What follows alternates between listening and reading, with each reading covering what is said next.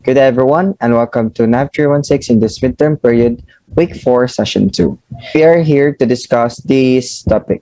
So, the topic for today is to describe the procedures in creating the user chart, critical points, suitable route plan, validate, and tracking of contacts. Together with my Group 2 members, Decadet Pongoyan, Decadet Buenafe, Decadet Borgos, Decadet Cañete, Decadet Cogtas, Decadet Gasalatan, and Decadet Johnson. So the objectives of this lesson is to determine and familiarize the procedures in creating the user charts and route planning, critical points, suitable route plan, validate, and tracking of contacts. So the ACDIS overview. Electronic Chart Display and Information System, or ECDIS, is a geographic information system used for nautical navigation that complies with the International Maritime Organization, or IMO, regulations as an alternative to paper chart.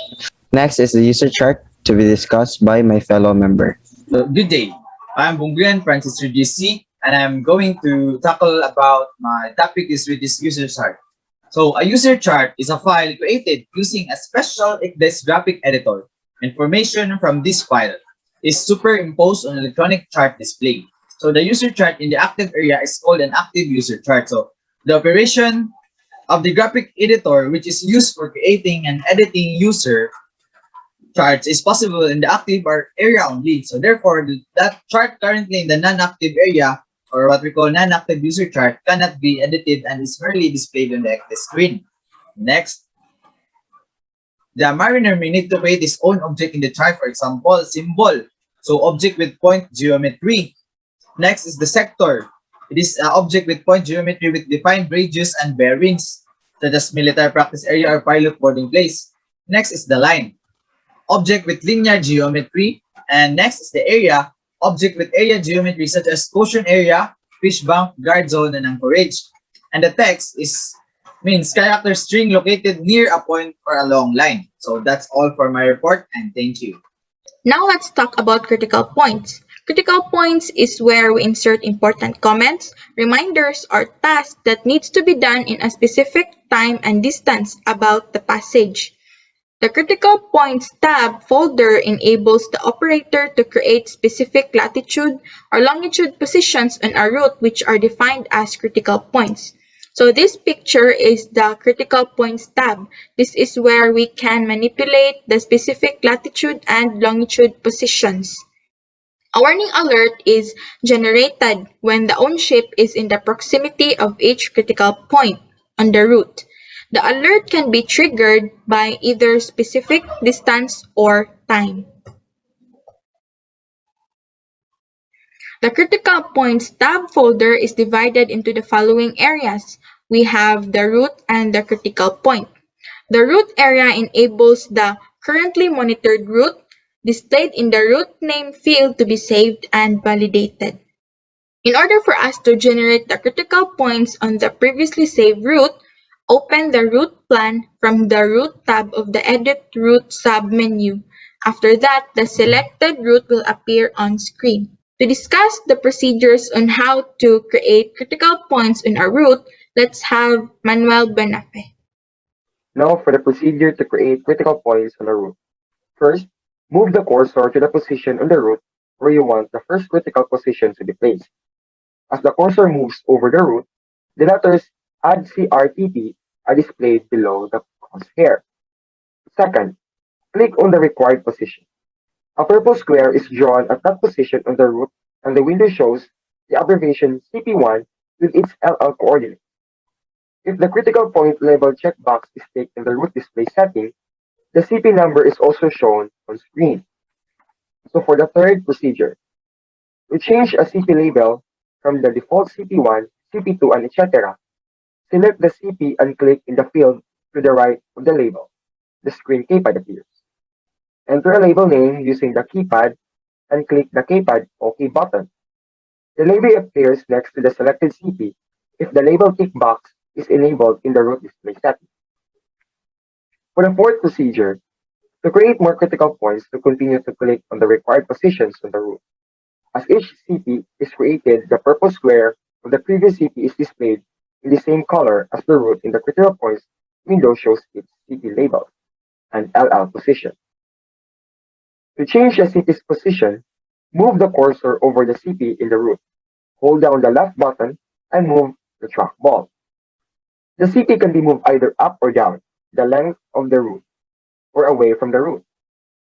When the required CP position is shown on the screen, release the left button, or in the critical points tab, navigate to the CP using the navigation buttons. With the required CP label shown, click in the LL fields. A drop-down keypad appears, enabling you to select a position for the CP. And for the last step, to delete a critical point, in the critical points window, navigate to the CP to be deleted using the navigation button and click on the deleted button. The CP is removed from the screen and list. So here is a video for more information. So let's start with what are critical points. So you can see here I have drawn an example of a route or a passage plan that is there on ECDIS, and then you can click on any part of the passage plan and select insert critical point here. The good thing about this is you can click or insert it at any point of the passage plan, but you can use the cursor, press and drag it and put it anywhere in the passage which is nearby. All right, so what are critical points? Critical points are where you insert comments about the passage, important, very essential comments. Example being call master, or standby engines, or 1 hour notice to the engine room, or it could be watch out for like a buoy or a recon or a shallow depth, anything that the officer or the bridge team want to insert during the passage, which the watchkeeper should take note of.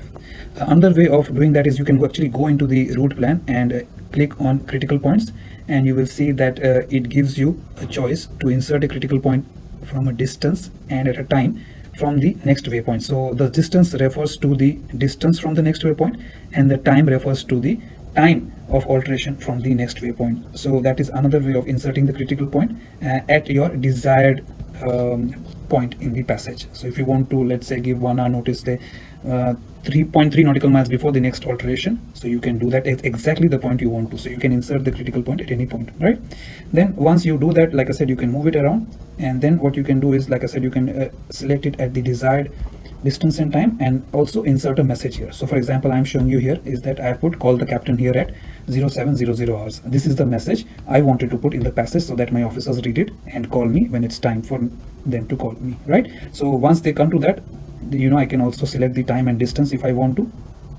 So once we come to this point, then the officer on watch will call the master, and you can insert any critical point here. All right, so even if you select the critical point, you will get the information displayed. All right, now this critical point, like I said, you can insert it in any waypoint. It depends on your decision or your choice, but once you do, you can see here you can display the critical point as well. You can go and select on the critical point, and I'll show you how to get the information. So once you insert the critical point, if you click on it, you will see that the information regarding the critical point is included in the passage plan and waypoint here.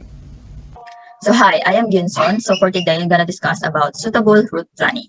So route planning is used to decide the route to take from one place to another. So there are methods of route planning. So it represents like the shortest route, the quickest route, or the quickest route according to the traffic information. So passage planning or voyage planning is a procedure to develop a complete description of a vessel voyage from start to finish. Now it includes dock and harbor area, en route portion, approaching the destination, or the industry term for this is berth to berth. So next please. So in order to make a suitable route planning, there are 4 main stages in planning of a safe voyage. It includes appraisal, planning, execution, and monitoring. So appraisal is collecting and assessing all relevant information required for the intended passage, the collection of information and validation of all relevant information. And planning, developing and improving a passage plan based on the outcome of the appraisal of all relevant information, or the presentation of the raw data into formation and the strategy to use. Execution, briefing the bridge team on the passage plan, navigating the ship in accordance with the passage plan, or the execution of tracking, voyage, and communication control. Monitoring is checking progress of a ship against the passage plan, or like ensuring that the voyage plan is being followed. So next is Cadet Burgos will explain about the procedure in route planning. Thank you, Cadet Johnson. So the procedures in route planning. So take note, that the system allows route planning in different ways. As for this case, I am referring with the application of radar GMA 900B ECDIS series. And so let us start. So first is to plan your route or route by using the table editor. So this is in line with as to find the information from all the nautical publications available within the coastal area. So next is while displaying current waypoints, graphically draw your next waypoint on the chart. Third is by editing the route is just as simple as inserting. So this is essential for us to clear out and maximize the safe navigation. Also, the dedicated menus are readily available to assist the mariner in effective route planning. This also applies even from the previous ECDIS models, which is using the standard CSV format. And lastly, you can add an alternative route, which can be displayed simultaneously.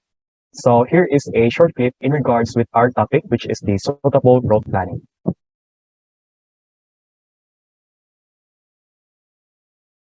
Most ECDIS systems can operate in two modes: route monitoring, route planning. An ECDIS system, when powered up, will normally automatically start in route monitoring mode and display its own ship's position on the chart. The following definitions of a route plan can be used in connection with ECDIS. A route plan is a description of how a voyage is to be carried out. The simplest version of a route plan consists of waypoints drawn in the chart. Straight lines, which show the intended sailing between points, connect the waypoints to each other. A waypoint is a position where the ship's course is to be changed. Waypoints can normally be inserted by pointing to the required position in the chart or typing in the actual latitude and longitude from the keyboard. The line connecting two waypoints is referred to as a leg. Good day to each and everyone. I am Decadet Benz Odricaniete, and I am going to give the procedures on validating of contacts. So, validating. When validating a route on ECDIS, always consider ENC display settings, and as with paper, use the best scale. Also, take time to check and scan routes. It is advisable first to conduct automatic route checking, adjusting the route each time to correct the alerts generated.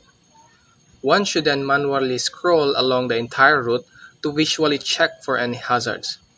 We should bear in mind to have a patience, for it takes time to check a route properly. Remember potential limitations of route planning and checking on small-scale ENCs. So, the principle of good seamanship and maintaining a proper lookout apply when navigating electronically. Plan to use all available sources of information. So, safety settings should be adjusted throughout the voyage to reflect the demands of the situation. For example, when coastal navigating vectors, cross-track corridors, or XTC, and guard zones should all be reduced. Settings such as safety contours and safety depths should be set higher for ocean passages to provide early warning of landfall hazards or the possibility of increased traffic. Thank you so much. Let us proceed to the next reporter. She's Decadet Cecilieto Gasalatan.